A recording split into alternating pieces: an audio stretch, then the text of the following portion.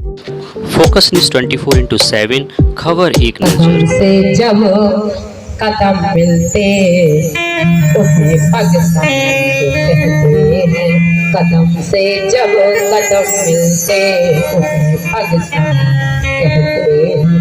मिटा दे जो हजारों घर उसी को जंग कहते हैं। मिटा दे जो हजारों घर उसी को जंग कहते हैं। और मिटाकर हर बुराई को, मिटाकर हर बुराई को बहाकर प्रेम की गंगा मिला दे सबको आपस में उसे सत्संग कहते हैं। मिला दे सबको आपस में उसे सत्संग कहते हैं। सत्संग चल रहा है। सत्संग में ही अपरिचित लोगों का मिलन होता है और वही अपरिचित अपने हो जाते हैं, फिर वो अपरिचित अपरिचित नहीं रह जाते हैं। जैसे प्रधान जी हमें सर्वप्रथम दिलदार नगर में मिले थे और दिलदार नगर से यहाँ मिलन हो रहा है। तो ये सत्संग की राह ऐसी है जहाँ अपने भी मिलते हैं, पराई भी मिलते हैं और महाराज पराई भी अपने हो जाते हैं। एक सत्संग की लाइन भी ऐसी है राय। सभी भैया ने देखा, मतलब ऋषि ने कहा नहीं बेटी रात के 12 बजे घर से क्यों चली आई। सबरी मैया ने पूरी कथा सुनाई। सबरी के आश्रम में भी आए, सबरी के घर में भी आए, क्योंकि मतलब ऋषि का नाम जब जुड़ा जब सुनी महेश परम शोभ नाम किसका आया? सुनी महेश परम। तो बोले एक बात बताओ, इसमें माता सती का नाम कहीं नहीं आया। बाबा गोस्वामी महाराज कहते हैं मैं नाम उसी का लिखता हूँ जो भगवान के मार्ग पर चलता है। जिसके कदम भगवान के मार्ग पर चलते हैं मैं नाम केवल उसी का लिखता हूँ।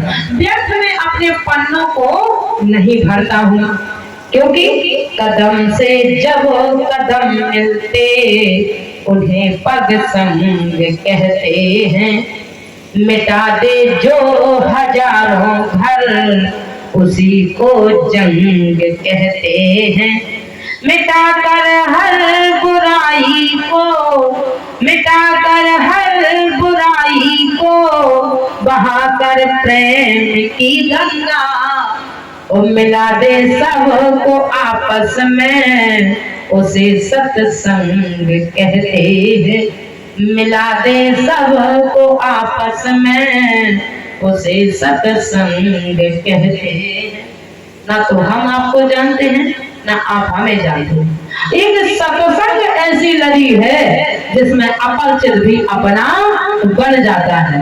सत्संग की वो महिमा है महाराज कि कहाँ से आए हो और कहाँ आए हैं कोई अता पता नहीं। कोई हमारी यहाँ रिश्तेदारी नहीं है। अगर रिश्तेदारी है तो केवल जिनसे तुम्हारा नाता है उन्हीं से हमारा नाता है। यदि भगवान से, भगवान की कथा से हमारा नाता है तो भगवान की कथा और भगवान से ही आप लोग मिलने यहाँ आए हैं। अब बाबा कहते हैं सुनी महेश परम। माता सती ने कथा को सुना नहीं, बाबा गोस्वामी महाराज ने मोहर लगा दी।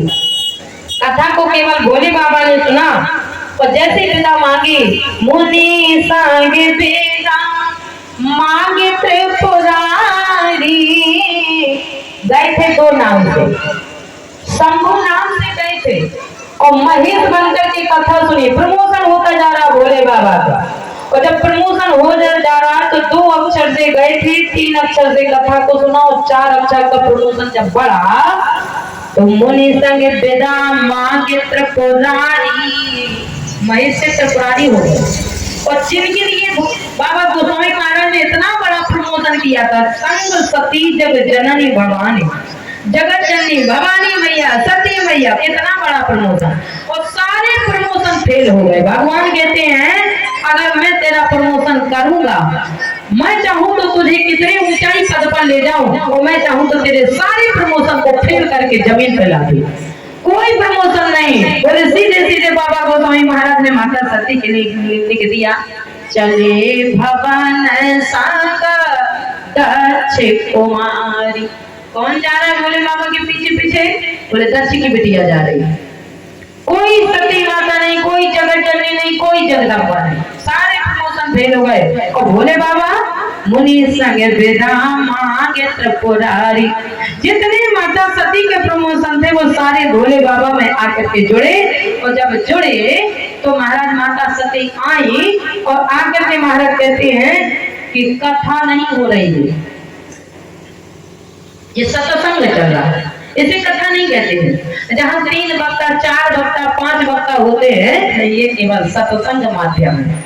इसमें केवल याद दिलाना कि भगवान से जुड़ करके रहो तो कभी जीवन में समस्या आने वाली नहीं है। और अगर भगवान से दूर हो गए तो भगवान की याद बनी रहे, इस याद दिलाने के लिए ये सत्संग का माध्यम बनाया जाता है। और सत्संग से जब जुड़े रहेंगे तो जीवन में कभी समस्या आने वाली नहीं है। माता सती और भोले बाबा चले जा रहे हैं। भोले बाबा के मन में आया कि जिनकी हम कथा सुन करके आ रहे हैं, कहीं कोई का हमें दर्शन मिल जाए तो अहो भाग्य, फिर तो कहना ही क्या, जीवन धन्य हो जाएगा। और माता सती के मन में अभी भी चल रहा है कि मेरे पति के पैरों को धोया तो ये बड़े, फिर मेरे पैरों को धोया तो हम बड़े, और फिर बाबा ने कथा कही तो इस तीन में बड़ा तो यही चल रहा जग। गोस्वामी महाराज कहते हैं मैं एक परिवार का दर्शन करा रहा हूँ। और परिवार में कौन कौन होता है? पति और पत्नी। बच्चे परिवार में नहीं आते। रामचरित मानस में चौपाई लिखी है। अगर किसी के मन में हो कि बच्चे परिवार में होते हैं तो गलत बात। बच्चे परिवार में नहीं होते हैं। परिवार में केवल बाबा गोस्वामी महाराज कहते हैं पति और पत्नी होते हैं। तो मैं तुम्हें एक परिवार का दर्शन करा रहा हूँ, कुछ बात गोस्वामी महाराज कह रहे हैं। और परिवार में कौन कौन है? देवादिदेव महादेव और माता सती। एक पति और पत्नी, एक जोड़ा जा रहा है। और एक जो जोड़ा जा रहा है उस जोड़े में एक का मन झंझट में उलझा हुआ है। झंझट, अशांत मन को झंझट कहते हैं। और एक आनंद में जा रहा है। आनंद वाले को कहते हैं सुलझा हुआ और उलझा हुआ। तो दोनों का दर्शन को गोस्वामी महाराज करा रहे हैं। चौपाई लिख रहे हैं, भारत दुखित परिवार निहारा। परिवार में कौन है? मांडवी और भरत जी, बच्चे नहीं है। तो परिवार में केवल पति और पत्नी लिए जाते हैं। तो जैसे ही महाराज कहा जो आनंद में उलझे हैं, आनंद से सो रहे हैं, वो बाबा गोस्वामी महाराज कह रहे हैं जैसे ही भगवान का दर्शन हुआ, भगवान ने कहा अब मुझे 2 रूप रखना पड़ेगा। एक कह रहा है कि हमें उन्हीं के दर्शन हो जाए जिनकी कथा सुन करके आ रहे हैं, और दूसरा कह रहा है कि बड़ा कौन है हम तीनों में।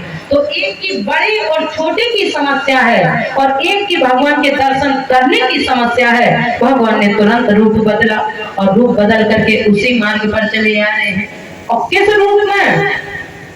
कि बड़ा कौन है तो जिसका मन झंझट में तो और उलझ जाए। तो भगवान चिल्लाने लगे, आंखों से अश्रुपात बहा रहे उसी मार्ग पर, हे थक में गए मधुकर सेनी, तुम्हें देखी सीता में गिनेनी, तुम्हें देखी सीता में गिनेनी।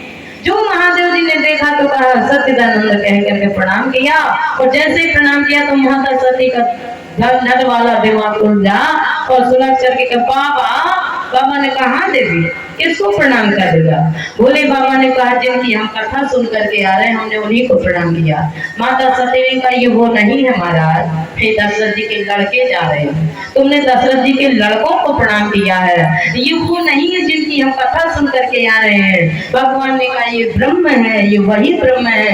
माता सती ने कहा ये ब्रह्म हो ही नहीं सकता, अगर ये ब्रह्म होते तो कहीं इन्हें पशु पक्षी पेड़ पौधे बताएंगे कि इनकी सीता कहाँ गई। अरे ये हम ही तुमसे पूछ लेते कि क्यों बाबा तुमने हमारी सीता को देखा? अरे हमसे पूछे, आपसे पूछते तो बताते, ये पेड़ पौधे कहीं बताते हैं। और कैसा ब्रह्म है जो आंखों से अश्रुपात बहा रहा है, ये ब्रह्म हो ही नहीं सकता। भोले बाबा ने बहुत समझाया लेकिन माता सती एक बात मानने के लिए तैयार नहीं हुई। क्यों? क्योंकि समय बिगड़ गया। पति की बात जब पत्नी ना माने तो समझ लो कि हमारा समय उसी दिन से खराब हो गया।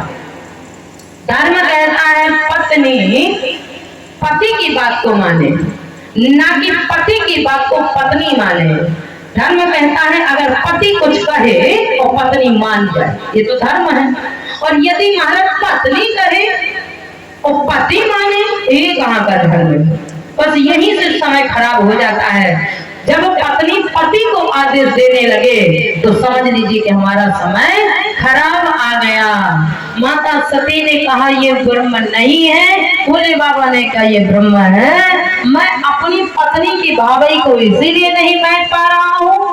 कृष्ण जी महाराज गरुड़ जी को सुना रहे हैं। ये 4 वक्ता हैं और 4 श्रोता हैं। कथा शुरू से होती है तब पता चलता है।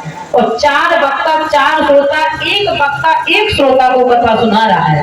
जो कथा याद कर भरद्वाज जी महाराज के यहाँ चल रही है, वही कथा नीलगिरी पर्वत पर कृष्ण जी महाराज गरुड़ जी को सुना रहे हैं। वही कथा परम ब्रह्म गिरिवर कैलाशु शंकर जी महादेव जी महाराज पत्नी उमा को सुना रहे हैं, पार्वती मैया को सुना रहे हैं। इस तरह से यह कथा फलते आकर के आज तुलसीदास जी महाराज ने यत पत्र हरि अनंत हरि कथा अनंता। आज महाराज जैसे ही कहा कि ये ब्रह्म नहीं है, भोले बाबा ने कहा यही ब्रह्म है, तो भोले बाबा ने कहा बस समझ गए, मैं इसीलिए अपनी पत्नी की भाभी को नहीं मान सकता हूँ। क्यों?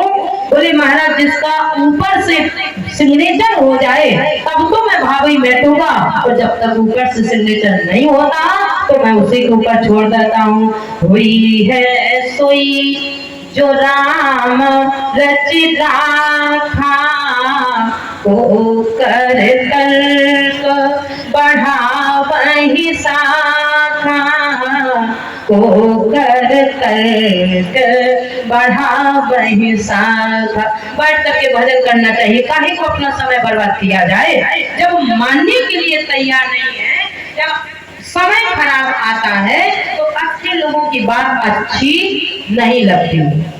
अच्छा व्यक्ति कितना भी समझाए, अगर हमारा समय खराब होगा तो हमें सामने वाले की बात कतई अच्छी नहीं लगी। अपने मन का चलेंगे, अपने मन का करेंगे, क्योंकि समय खराब चल रहा है। माता सती भोले बाबा की एक बात मानने के लिए तैयार नहीं हुई।